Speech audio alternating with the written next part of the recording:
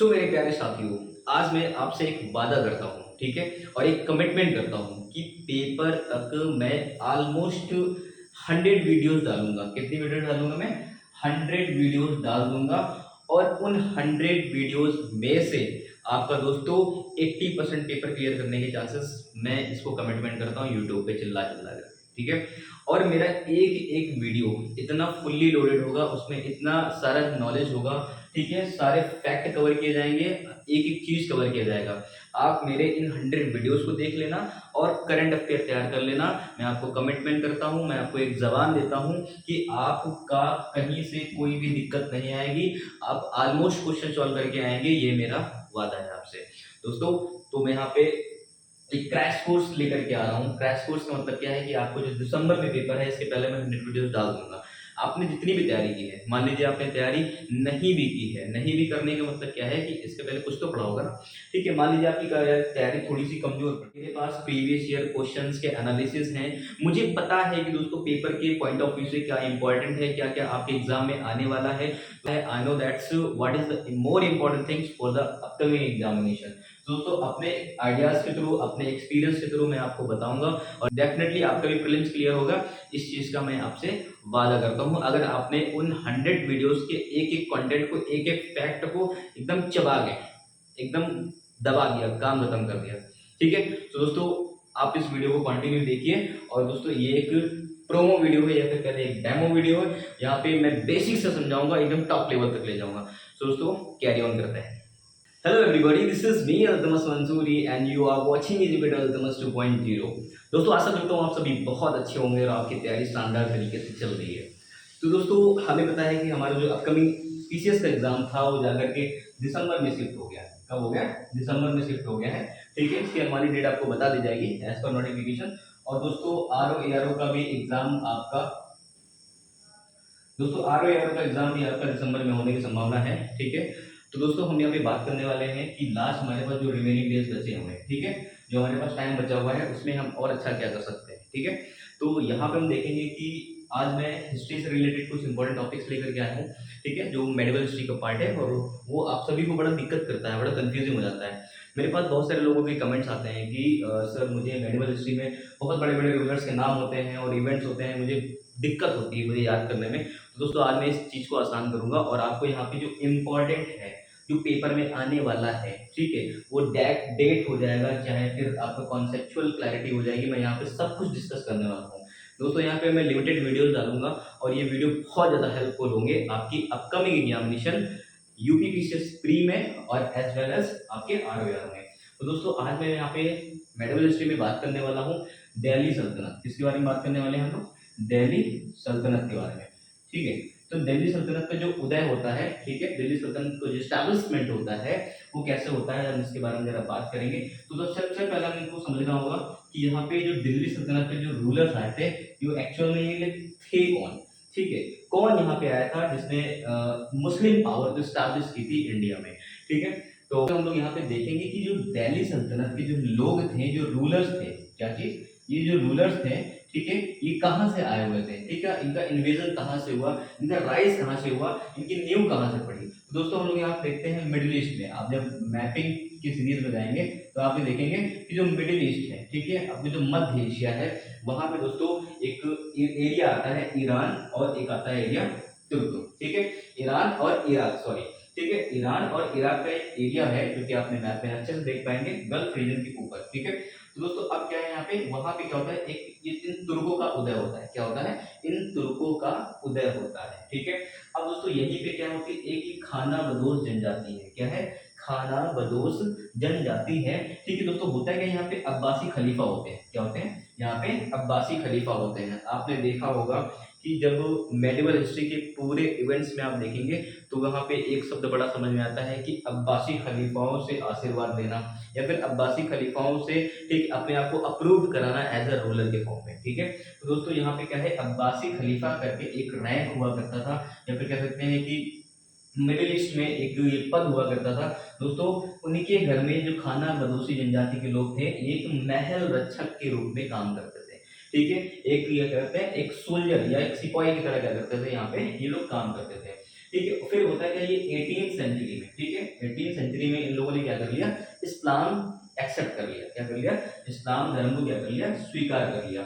और दोस्तों धीरे धीरे क्या होने लग गए, ये लोग एजुकेटेड होने लग गए। क्या होने लग गए, एजुकेटेड होने लग गए। फिर दोस्तों होता है क्या, वहीं पे ईरान और इराक के रीजन में एक राज्य का उदय होता है जिसको हम लोग बोलते हैं सामानिद। क्या बोलते हैं दोस्तों, सामानिद राज्य का उदय होता है। ठीक है, तो दोस्तों होता है क्या, अब ये लोग पहले तो महल रक्षक का काम करते थे, बाद में ये लोग पढ़ लिख गए, एजुकेटेड हो गए।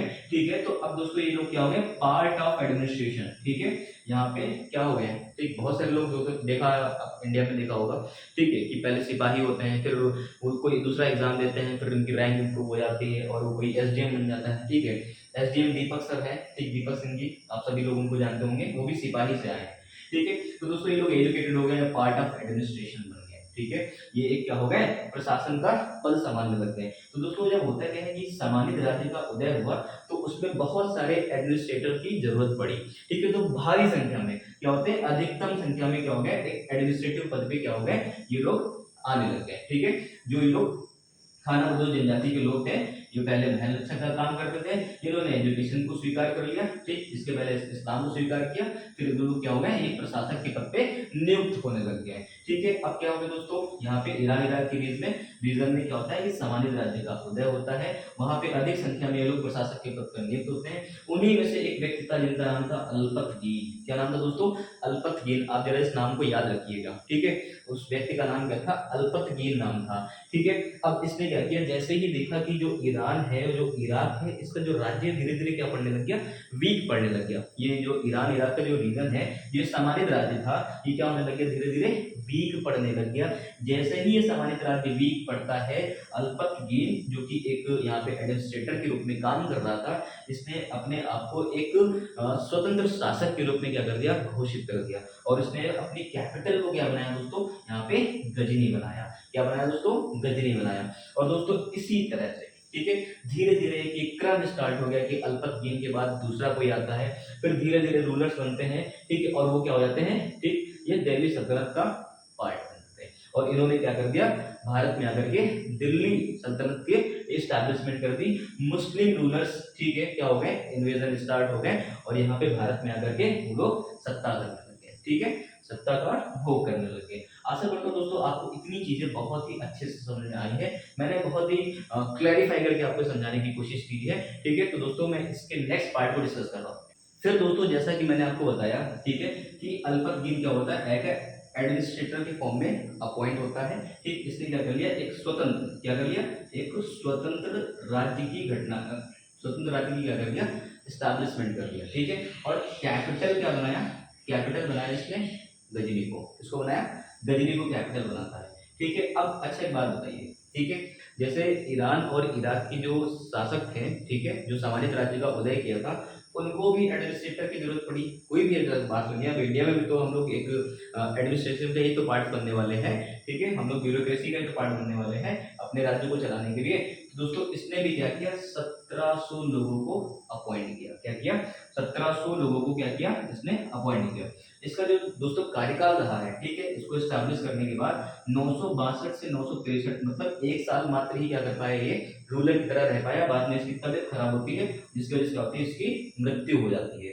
ठीक है, अब जो 1700 लोग अपॉइंट हुए थे, उसमें से एक व्यक्ति आया था अपॉइंट होकर के, सुबुक्तगीन। ठीक है, इसने क्या कर लिया, अल्पतगीन को ही अपना आइडियल मान लिया। ठीक है, अपना एक आइडियल मान लिया कि जैसे अल्पतगीन ने क्या कर लिया था, सामान्य राज्य से फ्री होकर के, ठीक है, गजनी को कैपिटल बना करके एक राज्य की उदय कर दिया। तो ठीक सुबुक्तगीन ने भी क्या कर दिया, इन्हीं के एडमिनिस्ट्रेशन में से होकर के, ठीक है, इसने क्या कर दिया, अपना रूलर बन गया। इसने दोस्तों क्या कर लिया, अपने आप को शासक घोषित कर लिया। दोस्तों होता क्या है, अल्पतगीन की मृत्यु के बाद इनका बेटा बनता है इसहाक। इसहाक के बाद दोस्तों बनता है बलक्तगीन, और बलक्तगीन के बाद क्या बनता है, फिराई बनता है। ये जो सुबुक्तगीन था, इसने फिराई को क्या कर दिया, मार दिया। ठीक है, इसको मारने के बाद क्या होता है, सुबुक्तगीन खुद क्या बन जाता है, एक रूलर बन जाता है, जो कि 977 से लेकर के 997, ठीक है, ऑलमोस्ट 20 साल इसने क्या किया, यहाँ पे रूल कर लिया। क्या कर लिया, रूल किया। ठीक है, अब दोस्तों इसकी लड़ाई किससे होती है, एक हिंदू शाही वंश के जो शासक हैं जयपाल के साथ क्या होता है, इनका एक युद्ध होता है। ठीक है, अब इनका जब युद्ध होता है, किसने, पहले जयपाल ने क्या किया, सुबुक्तगीन के ऊपर क्या कर दिया, अटैक कर दिया। क्या कर दिया, सुबुक्तगीन पर क्या कर दिया, अटैक किया। बदले में क्या होता है, सुबुक्तगिन ने भी क्या कर दिया, इसके ऊपर अटैक कर दिया और ये हार जाते हैं। ठीक है। अब दूसरी बात दोस्तों होता क्या है कि सुबुक्तगिन का जो उत्तराधिकारी बना, ठीक है। अब सुबुक्तगिन के क्या थे, दो बेटे थे। एक का नाम था अब्दुल काशिम महमूद और दूसरे का नाम क्या था, इस्माइल नाम था। क्या नाम था दोस्तों, इस्माइल नाम था। तो दोस्तों अब्दुल कासिम महमूद और इस्माइल के बीच में उत्तराधिकार को लेकर के, ठीक है, एक सक्सेसर को लेकर के क्या हुआ, यहाँ पे दोनों में कॉन्फ्लिक्ट हुआ। ठीक है, दोनों में विद्रोह हुआ। ठीक है, कि कौन राजा बनेगा। ठीक है, इनको भी राजा बनने का चाव था, इनको भी राजा बनने की, ठीक है, अपेक्षाएं थी। दोस्तों इन दोनों के बीच में संघर्ष होता है और अब्दुल कासिम महमूद क्या हो जाते हैं, इसमें विजयी हो जाते हैं और इस्माइल हार जाता है।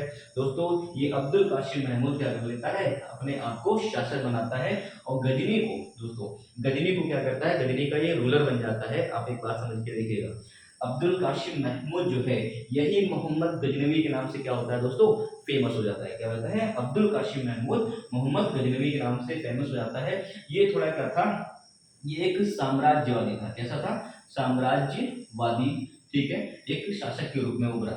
साम्राज्यवादी शासक के रूप में उभरने से क्या तात्पर्य है, इसको जरा समझ लेते हैं। ठीक है, इसको क्या करना था, अपनी गजनी, ठीक है, जो गजनी को जो कैपिटल बना करके रूल करना था, ये अपने क्षेत्र को विस्तार करना चाहता था। क्या करना चाहता था, अपने क्षेत्र का ये विस्तार करना चाहता था। ये मध्य एशिया की तरफ क्या होना चाहता था, बढ़ना चाहता था। अच्छा एक बात बताइए, हमें पता है कि E इज इक्वल टू ई का कॉन्सेप्ट होता है। ई का मतलब होता है इकोनॉमी। क्या होता है दोस्तों, इकोनॉमी। ठीक है, और ई का मतलब होता है एम्पायर। क्या होता है दोस्तों, एम्पायर। ठीक है, आपके पास जितनी इकोनॉमी होगी, आपके पास जितनी अर्थव्यवस्था होगी, आपका साम्राज्य उतना ही बड़ा होगा। तो इसको पैसे की जरूरत पड़ती है। अब दोस्तों ये है क्या, ये इंडिया है। क्या दोस्तों, ये इंडिया है और ये इसका नॉर्थ है और ये क्या है, इसका वेस्ट है। दोस्तों ये नॉर्थ वेस्ट फ्रंट हो गया। क्या हो गया दोस्तों, ये नॉर्थ वेस्ट फ्रंट हो गया। तो गजनवी क्या करता है, यहाँ से लगातार दोस्तों क्या करता है, अटैक करता है। अच्छा उसका ये हौसला बढ़ता है तो कैसे बढ़ता है, हमें पता है दोस्तों 712 में हुआ क्या था, MBQ, जिसको हम लोग बोलते हैं मोहम्मद बिन कासिम। मोहम्मद बिन कासिम ने क्या किया था, यहाँ पे इन्वेजन किया था, अटैक किया था। तो दोस्तों ये रास्ता तो हमेशा से खुला पड़ा हुआ था। जो भी दोस्तों मिडिल ईस्ट से आता था वो यहाँ से आकर के अटैक करके निकल जाता था। अब होता है कि दोस्तों यहाँ पे अब्दुल कासिम महमूद 17 बार यहाँ पे क्या करता है, भारत पर अटैक करता है। अब दोस्तों इसने 17 बार यहाँ पे अटैक किया और यहाँ से अपार धन लूट करके एक गजनी ले जाता है। कहाँ ले जाता है, गजनी ले जाता है। उसने सिर्फ भारत को एक परिप्रेक्ष्य में देखा, उसको यहाँ से पैसा ले जाना है। ठीक है, और बाद में दोस्तों होता है क्या है, वो जब यहाँ पे आता तो यहाँ पे बहुत ज्यादा जेनोसाइड्स होते थे, बहुत ज्यादा यहाँ पे नरसंहार होता था। ठीक है दोस्तों, यहाँ पे क्या होता है, बहुत सारे लोग क्या होने लग गए, धीरे धीरे मुस्लिम बनने लग गए दोस्तों। कुछ लोग जो हिंदू भी हुआ करते थे वो क्या होने लगे, इस्लाम धर्म को स्वीकार करने लगते हैं दोस्तों। ठीक है, इसने ही दोस्तों यहाँ पे गुजरात में जो सोमनाथ टेम्पल था, आखिरी बार इसी पे अटैक किया था। फिर उसके बाद जाकर के इसका जाटों से विद्रोह हुआ था। दोस्तों आशा करता हूँ आपको इतनी बातें समझ में आ रही होंगी और आपको धीरे धीरे जो मेडिवल हिस्ट्री है वो पकड़ में आना शुरू हो रही है। तो दोस्तों आप इतनी चीजें क्या कर लीजिए, इसी तरह जैसे मैंने लिखा है इसी तरह क्या कर लीजिए, एक रोड मैप बना करके अपनी एक नोट्स बना लीजिए। ठीक है, आपको कॉन्सेप्ट क्लियर होना चाहिए और लर्न करने के लिए ये सारे नाम और फैक्ट पता होना चाहिए। ठीक है, तो दोस्तों आप इसको नोट करिए, इसके बाद मैं नेक्स्ट आपको बता रहा हूँ।